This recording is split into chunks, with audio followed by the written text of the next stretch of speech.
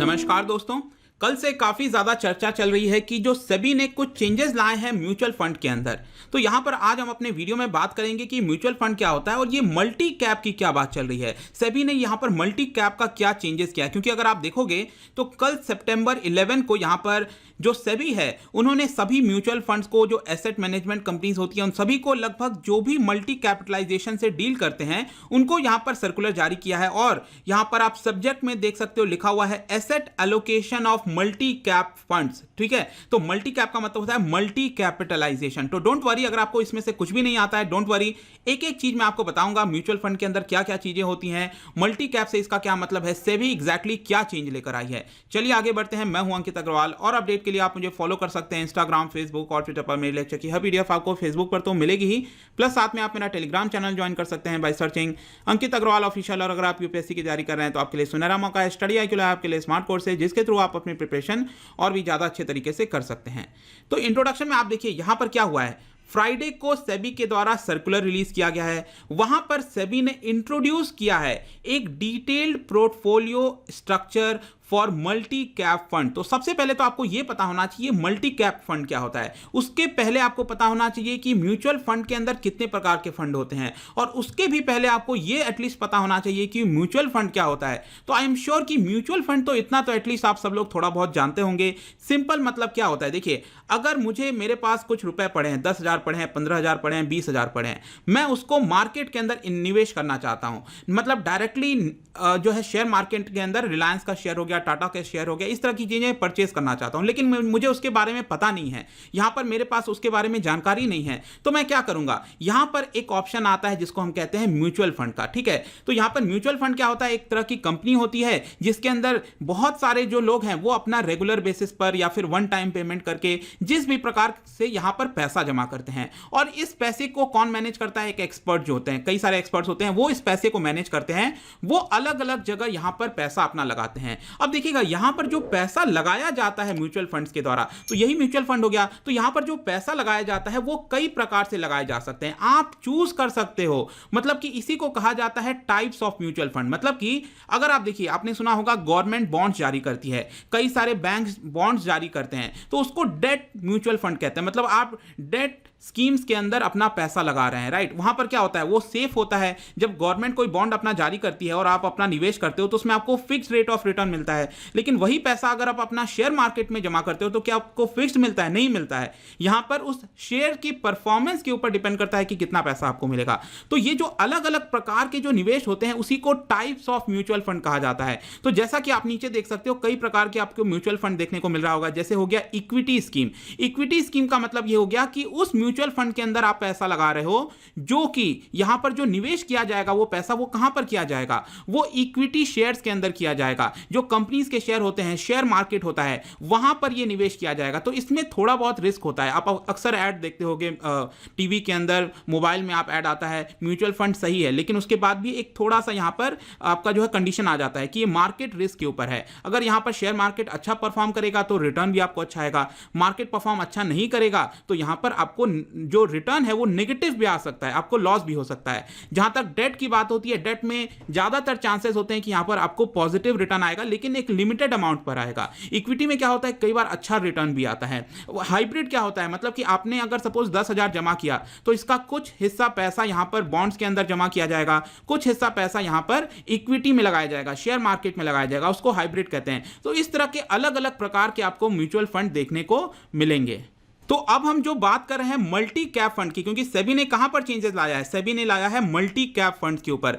तो multi cap fund basically आता है आपका इक्विटी स्कीम्स के अंदर, जो इक्विटी वाला आपका म्यूचुअल फंड होता है उसके अंदर आता है। अब आप यहां पर देख सकते हो, इसमें भी आपको कई प्रकार के मिलेंगे। मल्टी कैप फंड होता है, लार्ज कैप फंड होता है, large and mid cap fund हो गया, मिड कैप फंड हो गया, स्मॉल कैप फंड हो गया। इस तरह के बहुत सारे आपको फंड देखने को मिलेगा। देखो यहां पर इसको पहले समझो होता क्या है। कैप जब मैं कह रहा हूं CAP, इसका मतलब ये हुआ कैपिटलाइजेशन। मतलब कि आपने देखा होगा निफ्टी, आपने सबने सुना होगा। निफ्टी क्या होता है, मतलब कि नेशनल स्टॉक एक्सचेंज के अंदर जितनी भी कंपनी लिस्टेड है, रिलायंस, टाटा, जितनी भी कंपनी है, छोटी कंपनी, बड़ी कंपनी, मतलब यहां पर बहुत सारी कंपनी लिस्टेड हैं, लेकिन उसमें जो टॉप 50 कंपनी होती है वो किसके अंदर आती है, वो निफ्टी के अंदर आती है। जो निफ्टी की वैल्यू होती है वो इस टॉप 50 कंपनीज के थ्रू रिप्रेजेंट किया जाता है। आज के डेट में अगर निफ्टी यहां पर 11,200 11,400 चल रहा है, वो किसको रिप्रेजेंट कर रहा है, ये जो टॉप 50 कंपनी है उसी को एक तरह से रिप्रेजेंट कर रहा है ये।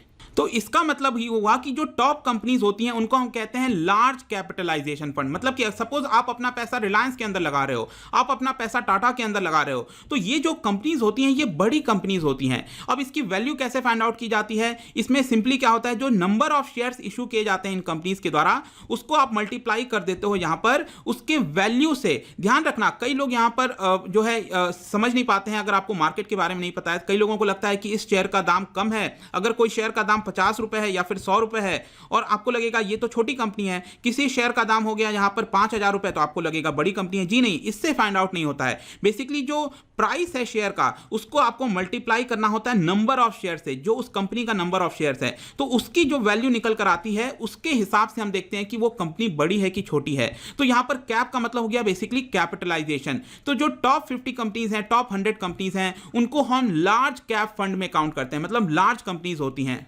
तो बेसिकली अब हम टॉपिक पर आते हैं। देखिए यहां पर इक्विटी म्यूचुअल फंड की हम बात कर रहे हैं। तो यहां पर सपोज मैं कहता हूं आपने एक ऐसे इक्विटी म्यूचुअल फंड में पैसा लगाया है जहां पर जो आपका पैसा है वो बड़ी कंपनीज में ही निवेश किया जाता है, तो उस म्यूचुअल फंड को हम क्या कहेंगे, लार्ज कैप फंड कहेंगे। मतलब जो रिलायंस हो गया, टाटा हो गया, जो बड़ी बड़ी कंपनीज होती हैं, ठीक है, उनमें अगर आपका पैसा लगाया जाता है उस म्यूचुअल फंड वाले के थ्रू, इसमें आपका पैसा लगाया जाता है, इसको हम लार्ज कैप फंड कहते हैं। अब देखिएगा जो लार्ज कैप वाले फंड्स होते हैं वो थोड़ा सा सिक्योर होते हैं, मतलब कि यहां पर आपको रिटर्न मिलता है, धीरे धीरे रिटर्न मिलता है, लेकिन यहां पर ऐसा होता है कि आपका पैसा डूबता नहीं है, ज्यादातर ऐसा देखा गया। देखिए पैसा यहां पर नेगेटिव रिटर्न भी आ सकता है, लेकिन लार्ज कैपिटल फंड क्या होते हैं, ये बड़ी कंपनीज होती हैं, जल्दी यहां पर इसके शेयर्स के दाम बहुत ज्यादा गिरते नहीं है, तो यूजुअली आपको प्रॉफिट ही होता है, लेकिन थोड़ा बहुत प्रॉफिट होता है। जहां तक बात आती है मिड कैप फंड की, मतलब कि जो मध्य स्तर की जो कंपनीज होती हैं, तो यहां पर क्या होता है कि आपको थोड़ा सा ज्यादा रिटर्न आता है, लेकिन यहां पर रिस्क भी ज्यादा होता है।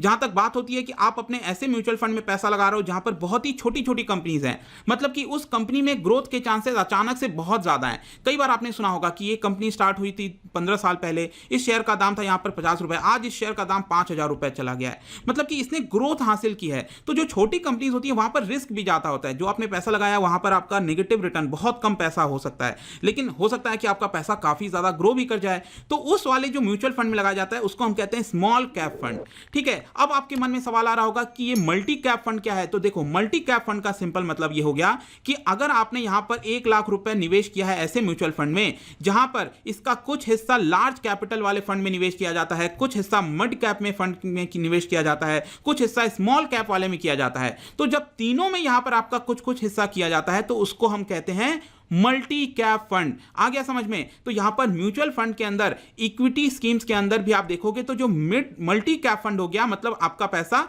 अलग अलग जगह निवेश किया जाता है।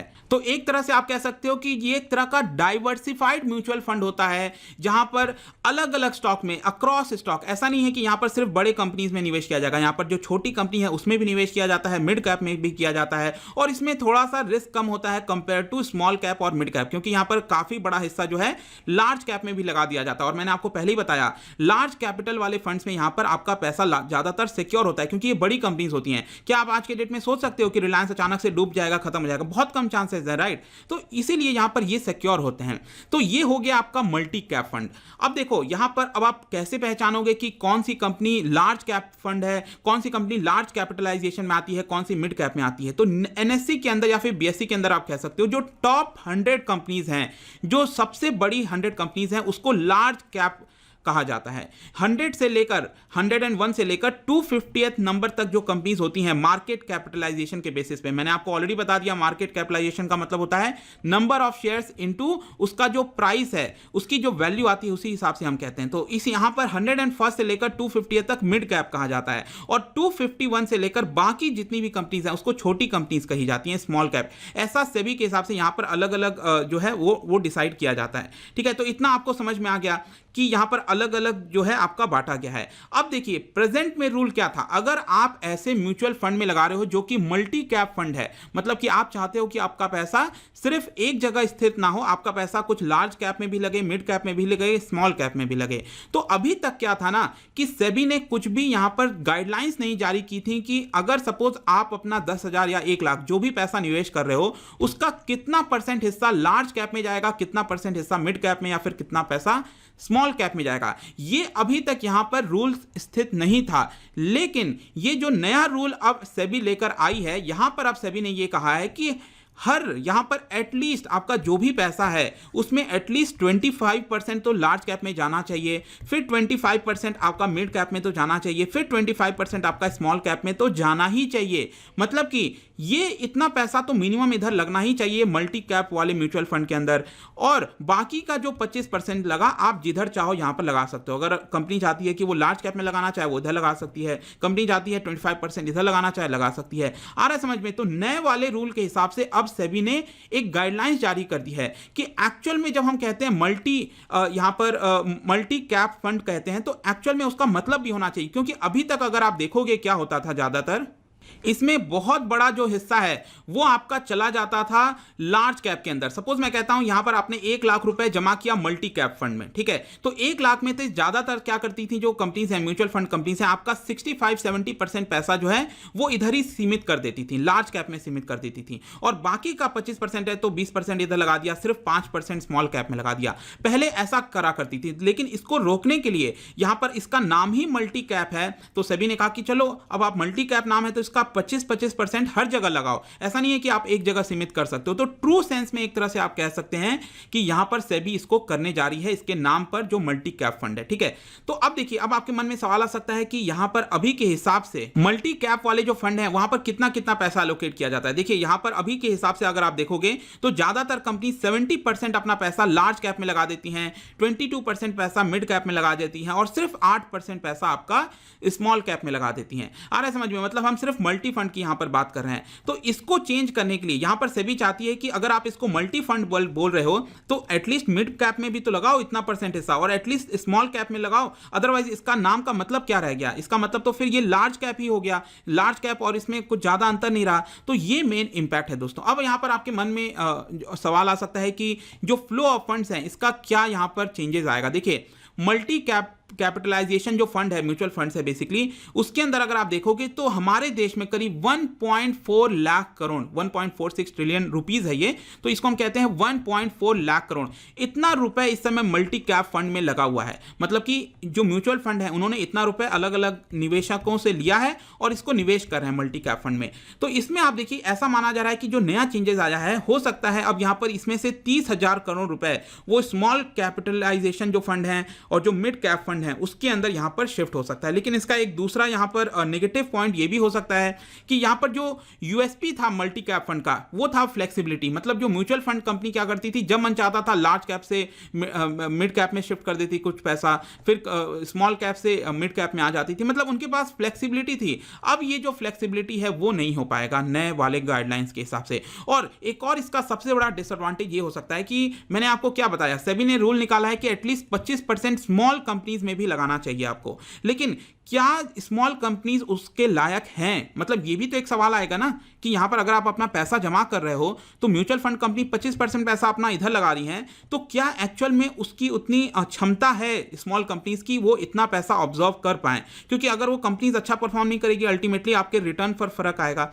तो ये सब इसके थोड़े से नेगेटिव पॉइंट हो सकते हैं। तो आई होप दोस्तों ये जो आपका म्यूचुअल फंड का ये पूरा वीडियो था रिगार्डिंग सेबी ने जो नया रूल लाया है, इसमें डिटेल से मैं थोड़ा सा आपको बताने की कोशिश की, और उन लोगों के लिए भी जिनको इसके बारे में कुछ भी नहीं पता, तो हो सकता है थोड़ा सा ये लंबा हो गया हो। तो आई होप कि ये जो वीडियो था आपको पसंद आया होगा। अगर आप मुझसे इकोनॉमी पढ़ना चाहते हैं, कोई कोर्स परचेज करना चाहते हैं, आप स्टडी IQ ऐप पर जा सकते हैं। किसी भी इंक्वायरी के लिए आप मुझसे डायरेक्टली इंस्टाग्राम पर जुड़िए, यहां पर मैं डेली एक MCQ डालता हूं, आप स्टोरीज में जाकर प्ले कर सकते हो। मिलता हूं आपसे next time, till then thank you very much, see you soon.